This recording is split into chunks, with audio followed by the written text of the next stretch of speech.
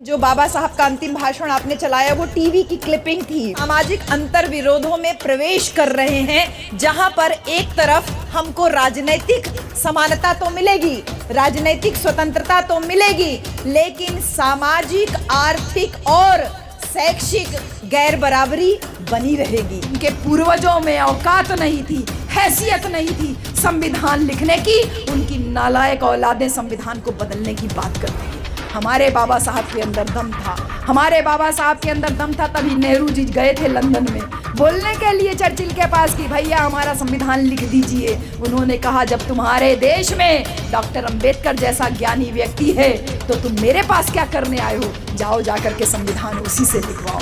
यह कि माँ, ये जो किताबें मैं रात दिन पढ़ता हूँ, ये किताबें साधारण किताबें नहीं हैं। ये किताबें मेरे बाबा साहब मेरे लिए लिख के छोड़ के गए हैं, और इन किताबों में बाबा साहब सत्ता की चाबी छोड़ के गए हैं। मैं उस चाबी को खोजने की कोशिश कर रहा हूँ। रानियों की नसबंदी कर दी, मैं बहुत खुश हूँ। आज बाबा साहब कह रहे हैं वोट का अधिकार दे करके, आज राजा बनने के लिए रानी के पेट की ज़रूरत नहीं, बल्कि राजा बैलेट पेपर से पैदा होगा। साथ में उन्होंने कहा डॉक्टर अंबेडकर, तुम्हारे लोग गरीब हैं, भूखे हैं, लाचार हैं, हमारे लोगों के पास पैसा है, हम पैसा देके तुम्हारे लोगों का वोट खरीद लेंगे, तो तुम कैसे उनको राजा बनाओगे। अपने वोट के अधिकार को जानेंगे, अपने वोट की कीमत को समझेंगे, और जिस दिन अपने वोट की कीमत को समझ गए उस दिन तुमसे ज़्यादा गरीब कोई नहीं होगा, क्योंकि वो अपने आप को राजा बना लेगा। साहब ने नारा दिया, जिसकी जितनी संख्या भारी उसकी उतनी हिस्सेदारी।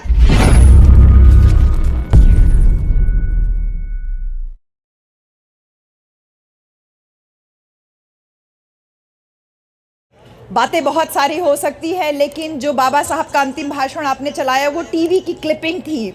लेकिन जो वास्तव में बाबा साहब ने आज के दिन 25 नवंबर 1949 को संविधान सभा में जो बात कही थी, वो अक्षरशः ये बात थी कि आज हम राजनीतिक अंतर्विरोध, सामाजिक अंतर्विरोधों में प्रवेश कर रहे हैं, जहां पर एक तरफ हमको राजनीतिक समानता तो मिलेगी, राजनीतिक स्वतंत्रता तो मिलेगी, लेकिन सामाजिक, आर्थिक और शैक्षिक गैर बराबरी बनी रहेगी। और बाबा साहब आगे इस बात को कह रहे हैं कि जब तक सामाजिक तौर पे, आर्थिक तौर पे और शैक्षिक तौर पे ये गैर बराबरी दूर नहीं होती, तब तक इस राजनीतिक लोकतंत्र का कोई मतलब नहीं रह जाएगा। जब ये बात बाबा साहब कह रहे हैं, स्पेशली बहन जी आप लोग समझिए, जब बाबा साहब ये कह रहे हैं कि आज हम अंतर विरोध में प्रवेश कर रहे हैं, जहां पर एक वोट एक वैल्यू रहेगी, सबके वोट का एक समान वैल्यू रहेगा,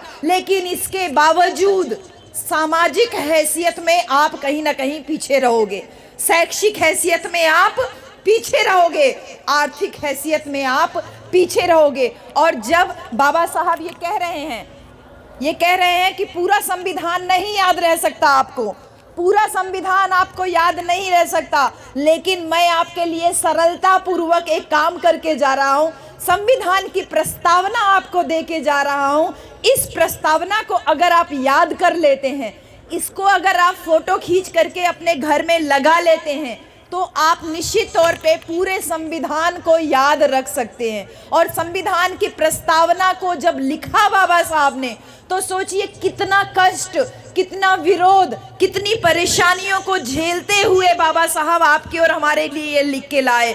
क्योंकि उस समय लोग, जो मुसलमान लोग थे, वो भी हावी होने की कोशिश कर रहे थे, कह रहे थे भारत के संविधान को अल्लाह के नाम से शुरू किया जाए। तथाकथित हिंदूवादी लोग भगवान के नाम से कह रहे थे, जो लोग ईसा मसीह को मानते थे गॉड के नाम से कह रहे थे शुरू करो। लेकिन इन तमाम बातों को किनारे करते हुए, दरकिनार करते हुए, हमारे बाबा साहब ने, मैं दिन में उत्तराखंड में थी, हमारा कार्यक्रम रुड़की में था, रुड़की से मैं आ रही हूँ यहाँ पर कार्यक्रम के लिए, इसलिए मुझे थोड़ा सा टाइम भी लग गया। रुड़की में मैं मेरे बाबा साहब बोल रही थी, लेकिन यहाँ पे मैं हमारे बाबा साहब बोल रही हूँ।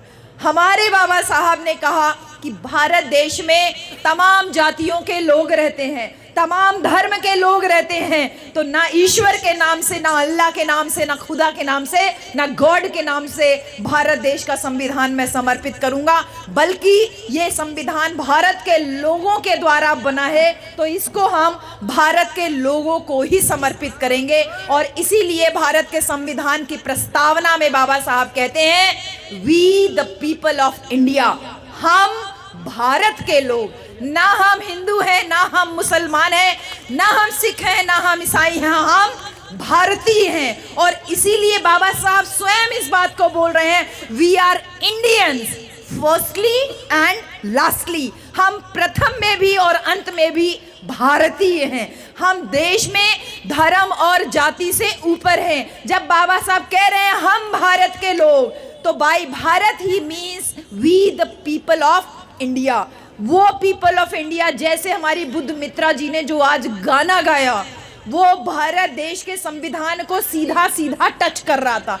इतना बेहतरीन गाना बुद्ध मित्रा जी ने गाया कि मैं बिल्कुल, जिसको कहते हैं मेस्मराइज्ड, एक वर्ड है अंग्रेजी में, बिल्कुल मेस्मराइज्ड होके मैं सुन रही थी। इतना शानदार, आपके बहुत गाने मैंने सुने, लेकिन आज का जो गाना था ना, वो सर्व समाज के लिए और प्रत्येक विद्यालय में सुनाया जाना चाहिए। और हम लोग ये प्रयास करेंगे कि हम लोग जहाँ जहाँ जाएं, बुद्ध मित्रा जी के इस गाने को ज़रूर प्ले करवाएं। हर जगह बुद्ध मित्रा नहीं पहुंच सकती, लेकिन बुद्ध मित्रा जी की आवाज़ ज़रूर पहुंच सकती है, क्योंकि वो आवाज़ देश के प्रस्तावना की आवाज़ है। उसमें आपने जो जो वर्ड इंक्लूड किए हैं, मुझे नहीं पता कि कौन राइटर था इस गाने का, लेकिन जिसने भी इस गाने को लिखा है, सल्यूट है उसको, ढेर सारा धन्यवाद है। क्योंकि प्रस्तावना में जब बाबा साहब कह रहे हैं कि भारत को एक संपूर्ण प्रभुत्व संपन्न समाजवादी धर्मनिरपेक्ष लोकतांत्रिक गणराज्य, ये 3-4 शब्द जब बाबा साहब कह रहे हैं ना, तो भारी भरकम लग रहा है, भारी भरकम लग रहा है। लोकतंत्रात्मक गणराज्य, लोकतंत्रात्मक गणराज्य, लोकतंत्र भी कह रहे हैं बाबा साहब और गणराज्य भी कह रहे हैं। ज्यादातर लोगों को दोनों का मीनिंग एक ही लगता है, एक ही लगता है, लेकिन बाबा साहब कह रहे हैं लोकतंत्रात्मक गणराज्य बनाने के लिए इसके नागरिकों को सामाजिक और राजनैतिक न्याय, सामाजिक आर्थिक और राजनैतिक न्याय, हमको वोट का अधिकार दिए। और उसके बाद कह रहे हैं सामाजिक आर्थिक और राजनैतिक न्याय। जब राजनैतिक न्याय की बात कर रहे हैं बहन जी, तो इसको समझो आप। राजनैतिक न्याय का मतलब, अगर आप प्रधानी का चुनाव लड़ना चाहो तो भले कोई पार्टी आपको टिकट ना दे, आप निर्दलीय चुनाव कंटेस्ट कर सकते हैं। ये न्याय की बात बाबा साहब संविधान के प्रस्तावना और भारत के संविधान में हमको कह के जा रहे हैं। वो कह रहे हैं सामाजिक आर्थिक, सामाजिक का मतलब बगल में बैठा व्यक्ति आपकी जाति नहीं पूछ सकता, बगल में बैठा व्यक्ति आपका धर्म नहीं पूछ सकता, आपके साथ भेदभाव नहीं कर सकता।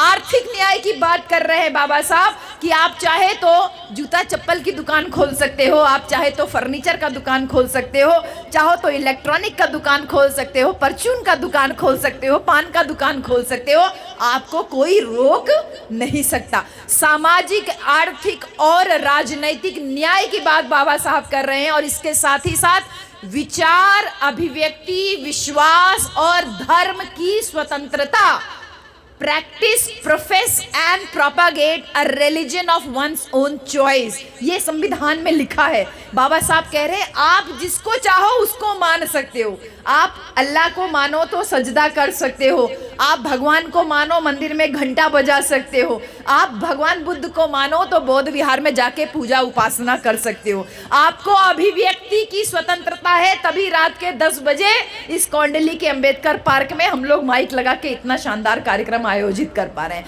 ये अभिव्यक्ति की स्वतंत्रता बाबा साहब प्रियम्बल में आपको हमको दे के गए। बहन जी रात ज्यादा हो गई है, हमें भी जाना है, आप सब लोगों को जाना है। हम तो डबल ट्रेवल करके आए हैं, हम दिल्ली आए, दिल्ली से रुड़की गए, रुड़की से फिर वापस दिल्ली आए, अब हमको दिल्ली से वापस लखनऊ जाना, और लखनऊ से कल हमारा अंबेडकर नगर में प्रोग्राम है, अंबेडकर नगर, और फिर रात में अंबेडकर नगर से निकल के परसों सिद्धार्थ नगर। हम 28 तारीख को बनारस पहुंच पाएंगे। लगातार हम सब लोगों को चलते रहना है। तभी जो बाबा साहब कह रहे हैं अभिव्यक्ति की स्वतंत्रता, ये सही रूप में आपको मिलती है। जो आप अपने पति को गाली गलौज कर लो, सड़क पे किसी को गाली दे लो, रिक्शे वाले के साथ, ऑटो वाले के साथ, टेम्पो वाले के साथ में रुपया पैसा को लेकर के कहीं 10 ही रुपया होता है, तू 15 कैसे मांग रहा है?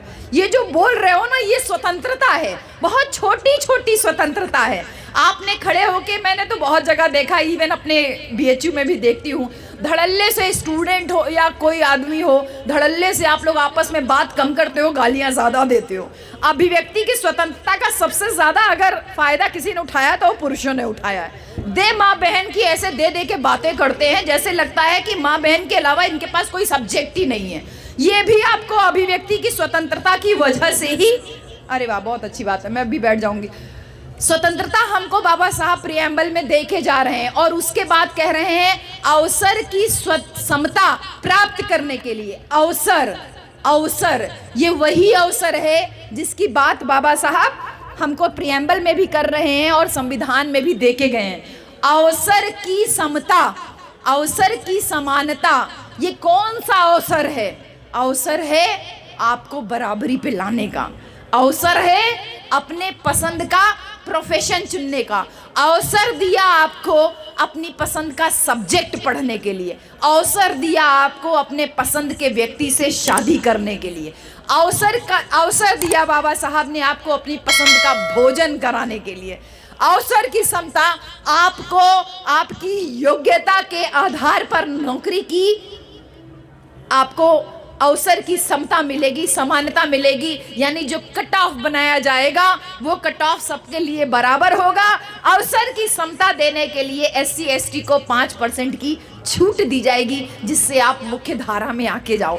ये आज के दिन भारत के संविधान को जब बाबा साहब ने लिख के कंप्लीट किया, तब बाबा साहब ने ये कहा कि मैं सब कुछ तो देके जा रहा हूं, लेकिन फिर भी अगर सामाजिक, आर्थिक और शैक्षिक रूप से गैर बराबरी समाज में रहेगी तो जिन लोगों ने इस लोकतंत्र को इतनी मेहनत से, इतनी मुश्किलों से यहाँ तक लेके आए हैं, इस भारत देश के संविधान को, इस लोकतंत्र को खड़ा किया है, इस ढांचे को गिराने में उनको देरी नहीं लगेगी। खुद ही चेतावनी दे रहे हैं बाबा साहब। चेतावनी अभी से नहीं दे रहे, 1949 आज के दिन नहीं दी बाबा साहब ने। 1946 में पहली बार बाबा साहब ने ये चेतावनी दी थी कि मैं अपने हिंदू मित्रों से ये साफ साफ कह देना चाहता हूँ।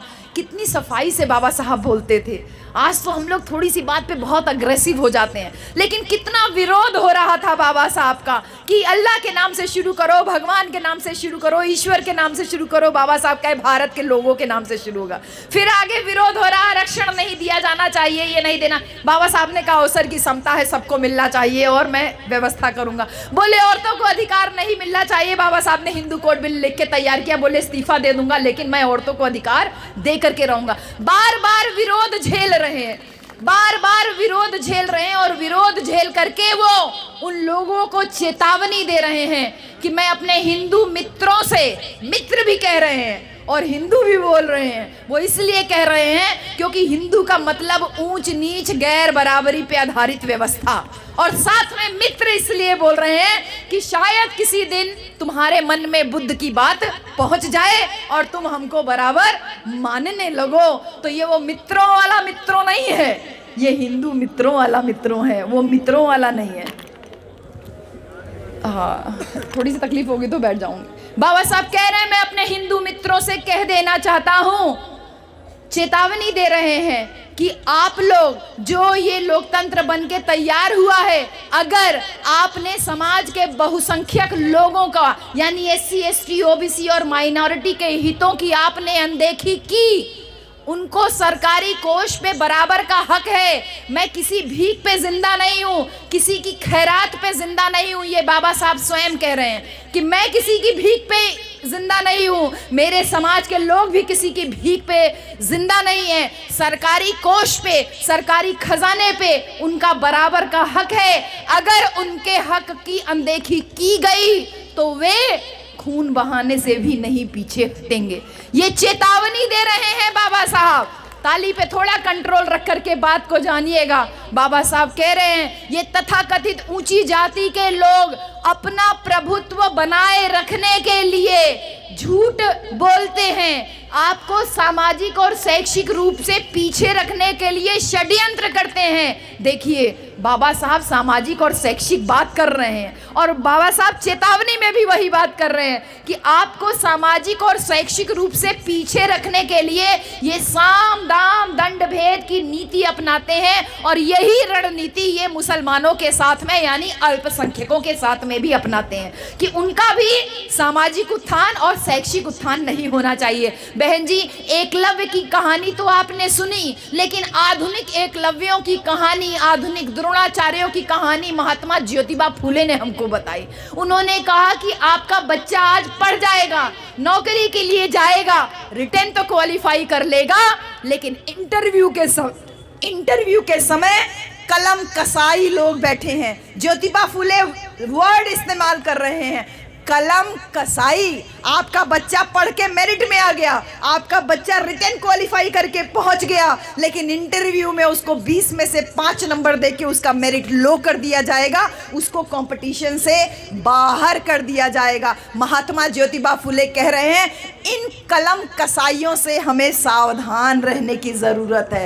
ये कलम कसाई आज भी मौजूद है और बाद में जब बाबा साहब कह रहे हैं तो कह रहे हैं तुमको शिक्षा से वंचित रखने के लिए ये सब प्रयास करेंगे, सभी तरीके का प्रयास करेंगे। और उसके साथ में ये भी कह रहे हैं कि शासक वर्ग अपना प्रभुत्व बनाए रखने के लिए झूठ बोलता है, झूठ पे आधारित इनकी सत्ता है। अगर इनके झूठ का पर्दाफाश कर दीजिए तो इनकी झूठ पे आधारित सत्ता भर भरा के गिर जाएगी। जैसे कि लोगों ने कहा 15-15 लाख आएंगे आपकी जेब में, आपके खाते में। जनता ने खूब झोली भर भर के वोट दिया और उसके बाद थोड़े ही दिन बाद ये पता चला कि 15 लाख तो चुनावी जुमला हुआ करता है और फिर जनता ठगी की ठगी रह गई। लेकिन जब तक जनता चेतती तब तक बहुत देर हो चुकी थी। झूठ पे आधारित सत्ता है इनकी, पूरी तरीके से झूठ पे आधारित। और इसी झूठ का एक मज़ा तो अभी वर्ल्ड कप के फाइनल में आया,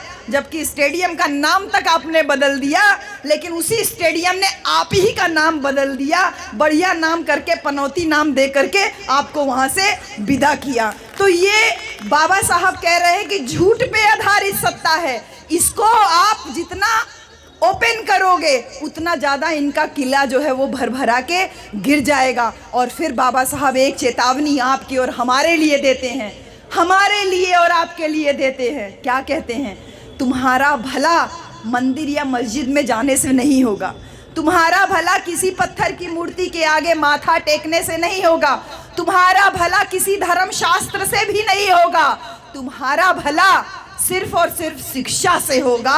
और शिक्षा से होकर के जो रास्ता आगे जाएगा वो तुमको उन्नति की तरफ लेकर के जाएगा। तो बाबा साहब पूरे जीवन जो संघर्ष किया, खुद को शिक्षित किया और फिर उस शिक्षा को बुद्ध के संदेश की तरह हमारे बहुजन समाज में अपने भाइयों की तरफ उसको बढ़ाया, उसको उस मैसेज को आगे दिया कि आप लोग भी अब खुद को भी शिक्षित करिए, अपने बच्चों को भी शिक्षित कीजिए। और जिस तरीके से बुद्ध का धम्म ज्ञान तो मिला बोध गया में, लेकिन उसका प्रचार प्रसार सारनाथ से हुआ, उसी प्रकार बाबा साहब कोलंबिया यूनिवर्सिटी और तमाम विदेशी यूनिवर्सिटी से जो डिग्री लेकर के आए उसको संविधान के माध्यम से आपको और हमको विस्तारित करने का कार्य किया। और वो मूर्ति जिस पे अभी हम माला चढ़ा के आए वो खड़ी है मूर्ति, सूट बूट जैसे मेरे ये भाई लोग पहन के खड़े हैं, वही बाबा साहब का प्रतिबिंब। तभी मैं कह रही थी ना, वो डिसिप्लिन मुझे आज देखने को मिला, मुझे बहुत खुशी होती है आप लोगों को आज देख देख करके, बार बार दिल गदगद हो जा रहा है। एक बराबर ड्रेस में देख के, वाइट पैंट और ब्लू कोट और साथ में ब्लू टाई, ये बाबा साहब की पोशाक है। बाबा साहब ने कहा चिथड़े मत लपेट के रहो, तुमको फैशन में फटी हुई जीन्स पहन के चलने की ज़रूरत नहीं है। बाबा साहब कह रहे हैं कि मैं सूट बूट पहना हूँ, ऐसे तुम लोग भी suit boot coat pant tie लगा के रहो। मेरे भाई लोग उसको पूरा करते हुए दिख रहे हैं। बाबा साहब ऐसे किताब लिए हैं हाथ में, कह रहे हैं मैंने तुम्हारे हक और अधिकार को इस संविधान में सुरक्षित रख दिया है, उठो पढ़ो, अपने हक अधिकार को जानो। और फिर वो उंगली से इशारा कर रहे हैं। मेरे दिल्ली वासियों, इस अंबेडकर पार्क में जब एंट्री किए तो वहाँ पे जो बाहर बोर्ड लगा था उसको देख के बड़ा दिल बहुत बहुत दुखी हो गया। सीधी सीधी बात कहूँ, आप देख लीजिएगा जब आप जाइएगा, शायद आपकी नज़र नहीं पड़ी होगी क्योंकि आपकी नज़र रोज पड़ती है, लेकिन हमारी नज़र आते ही समय पड़ी, दिल दुखी हो गया।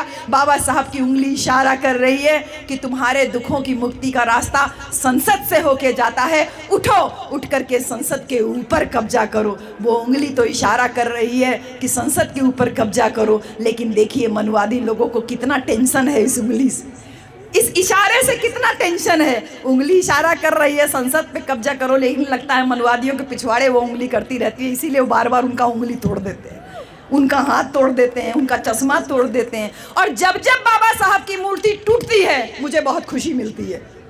खुशी इसलिए मिलती है कि तुम कितनी बार मूर्तियां तोड़ोगे, हम नई मूर्ति लगा देंगे, लेकिन जिस व्यक्ति ने तुम्हें जीते जी डरा के रखा, मरने के बाद उसकी मूर्ति भी तुमको डराती है और तुम अपने डर पे काबू करने के लिए उसकी मूर्ति तोड़ते हो। जब जब मूर्ति टूटती है तब तब इस बात का गर्व होता है कि तुम केवल मूर्ति तोड़ सकते हो, बाबा साहब के विचारों को कभी तोड़ नहीं पाओगे। ये विचारों की गर्मी है कि इतनी कड़ाके की ठंड में भी आप लोग ओपन में यहाँ पर बैठे हो संविधान दिवस की पूर्व संध्या पे। इसलिए बार बार आभार व्यक्त करती हूँ आप सबका। जब बाबा साहब ने ये कहा, उनका सपना था कि लोग कहते हैं नारा देते हैं इनकलाब जिंदाबाद, इनकलाब जिंदाबाद। बाबा साहब कह रहे हैं कि मैं इनकलाब का मतलब ये नहीं चाहता हूँ कि कोई क्रांति आ जाए, गरीब अमीर बन जाए, अमीर गरीब बन जाए। इनकलाब का मतलब ये नहीं होता है, बल्कि इनकलाब का मतलब होता है ऐसी व्यवस्था हो जिसमें कि कोई भी ऊंच नीच ना हो, कोई अमीर गरीब ना हो, सबको अवसर की समता मिले। वही भारत के संविधान की प्रस्तावना, सबको अवसर की समता मिले, किसी के साथ कोई भेदभाव ना हो, सब आराम से कमाए खाएं, सब रोजगार ले, शिक्षित हो। वही बेगमपुरा की संकल्पना जो संत शिरोमणि गुरु रविदास महाराज की थी। बोले ऐसा चाहूं राज में, मिले सबन को अन्न, छोट बड़े सब सम रहें और रहे रविदास प्रसन्न। संत शिरोमणि गुरु रविदास महाराज ऐसे बेगमपुरा की कल्पना करते हैं कि जहाँ पे कोई भूखे पेट ना सोए, भूखे पेट ना सोए। लेकिन आज हमारे देश में 25 करोड़ से ज्यादा लोग भूखे पेट सोते हैं। रविदास जी उस समय कह रहे हैं कि छोट बड़े सब सम रहें, चाहे छोटा हो या बड़ा हो, सब एक बराबर रहे। और बाबा साहब उसी बात को आगे कहते हैं कि मैं इनकलाब का मतलब गरीब और अमीर, अमीर और गरीब की बात नहीं करना चाहता, बल्कि मेरे दिमाग में है कि सब एक बराबर रहें, सबको अवसर की समता मिले। इसी के साथ साथ बाबा साहब 1946 में इस इनकलाब पे बोलते हुए एक बात और कहते हैं मेरे प्यारे भाइयों।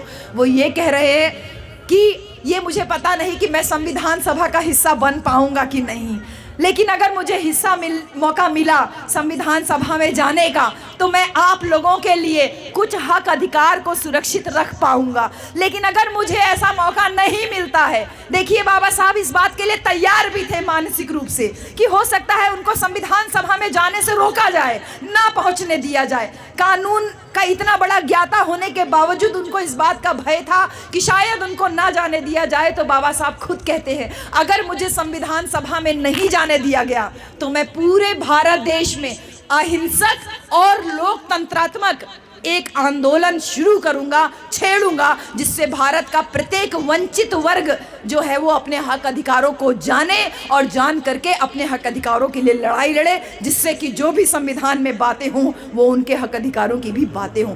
कितना बड़ा सपना बाबा साहब का था, और जो मन में शंका थी वो शंका 100% साबित हुई जब लोगों ने बाबा साहब को चैलेंज किया, डॉक्टर अंबेडकर तुम्हारे लिए संविधान सभा की खिड़की दरवाजे तो क्या रोशनदान तक बंद है।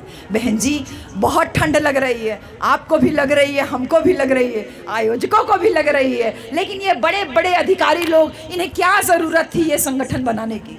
आराम से रिटायर होकर के नाती पोता खिलाते, अच्छी पेंशन पा रहे हैं, अच्छे से बड़े मकान में रहते। इन्हें क्या ज़रूरत थी हमारे जैसे लोगों के लिए यहाँ पे इतना शानदार मंच लगाने के लिए, इतना शानदार कारपेट, और ये जो स्टेज गायकों के लिए लगा था वो हमारे मन से भी ज़्यादा खूबसूरत आपने लगवाया। क्या ज़रूरत थी इनको? इन्होंने उस बीड़े को उठाया क्योंकि जो बाबा साहब का भय था कि संविधान सभा की खिड़की दरवाजे तो क्या रोशनदान तक बंद हैं, इन्होंने कहा जब बाबा साहब ने हमारे लिए रोशनदान खोले, खिड़की दरवाजे खोले, सब दरवाजे खोल दिए, तो क्या हम इतना काम नहीं कर सकते?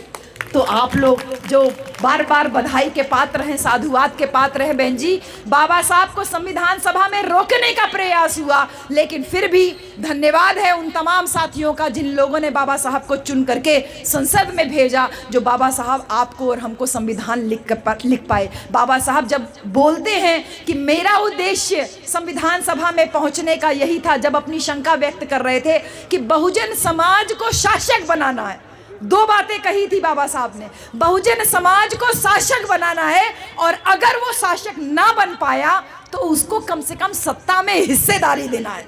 कितनी बड़ी बात है, या तो शासक बनाना है और अगर शासक ना बन पाए तो कम से कम सत्ता में आप अपनी हिस्सेदारी सुनिश्चित करो, इस लायक आपको बनाना है। ये बाबा साहब का 1946 में शंका थी, सपना था, और इस सपने को जब संविधान लिखा तो उन्होंने उसको पूरा किया।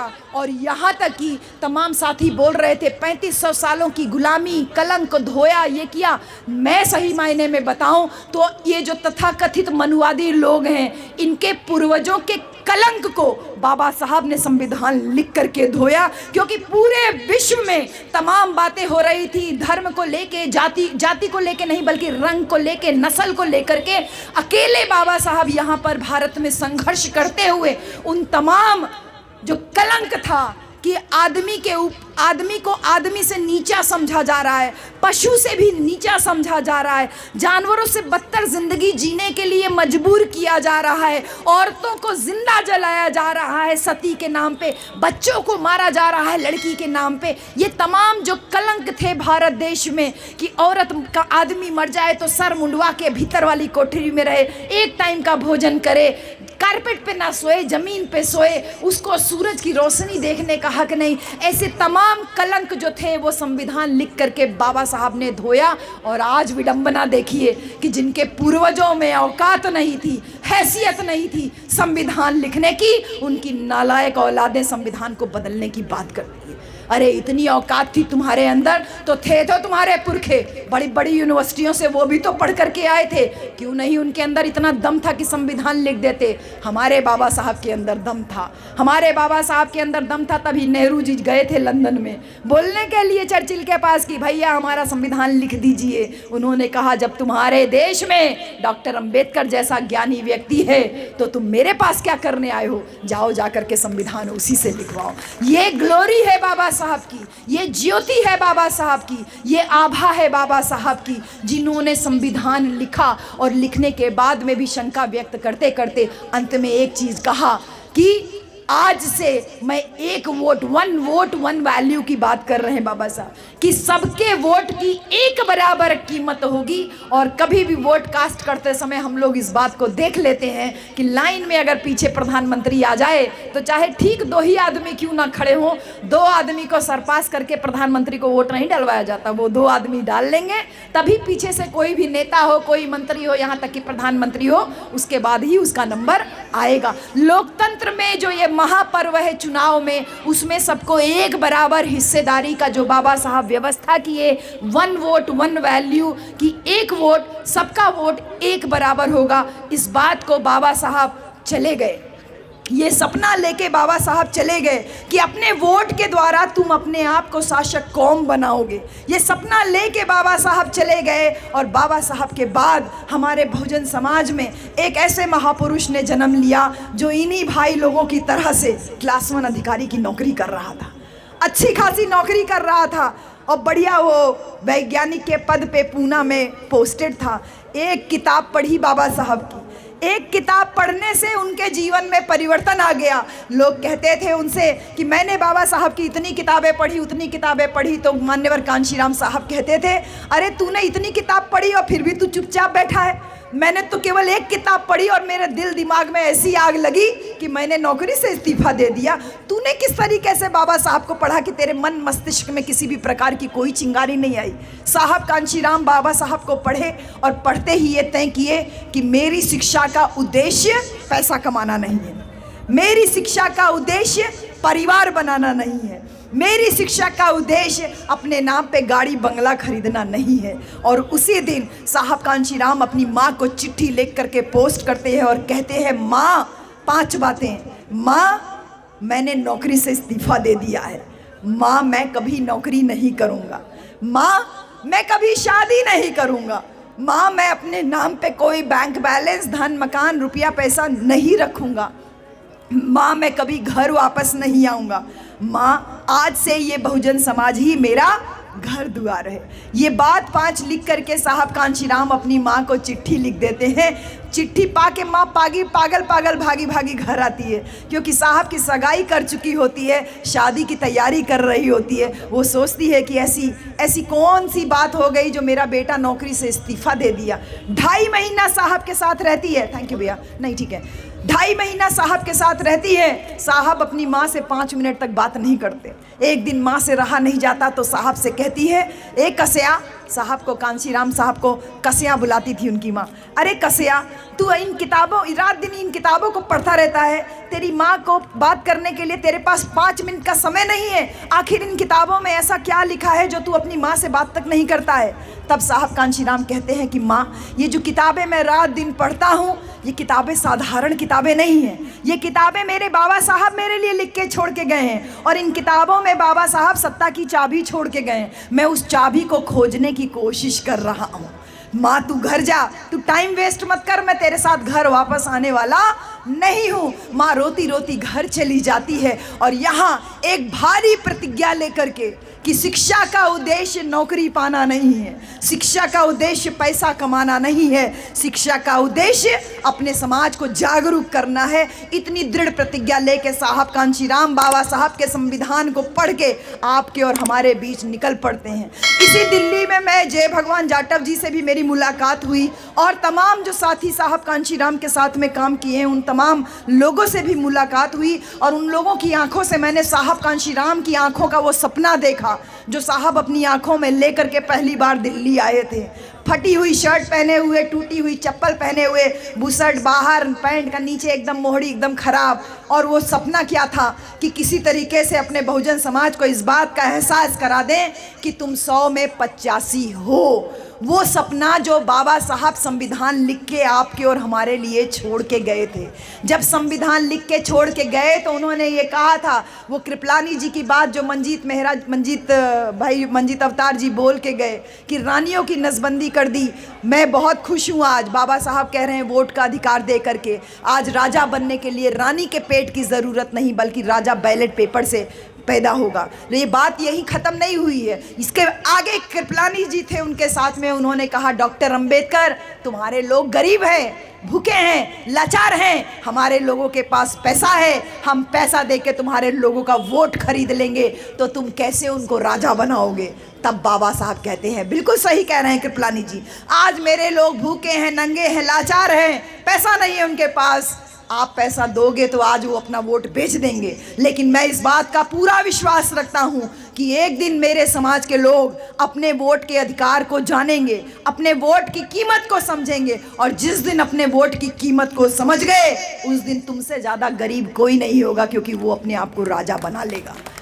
ये बाबा साहब का विश्वास मान्यवर कांशीराम साहब लेकर के आगे बढ़ते हैं, गांव-गांव घूमते हैं, पैदल पैदल घूमते हैं, साइकिल साइकिल घूमते हैं, और घूम करके आपको क्या कहते हैं, अरे मेरे भाई तू 100 में 85 है, तू मुसलमान है, तू सिख है, तू ईसाई है, तू जैन है, तू पारसी है, तू बौद्ध है, और तू अनुसूचित जाति का है, जनजाति का है, पिछड़ा वर्ग का है, तुम सब मिला के 100 में 85 हो। और साहब ने बाबा साहब की बात को आगे बढ़ाया, कहा कि शासक बनाना है, और शासक न बन पाओ तो शासन में भागीदारी लेना है। साहब ने नारा दिया, जिसकी जितनी संख्या भारी उसकी उतनी हिस्सेदारी। मुझसे बेहतर आप लोग बता सकते हो जो साहब के मिशन के सिपाही हो।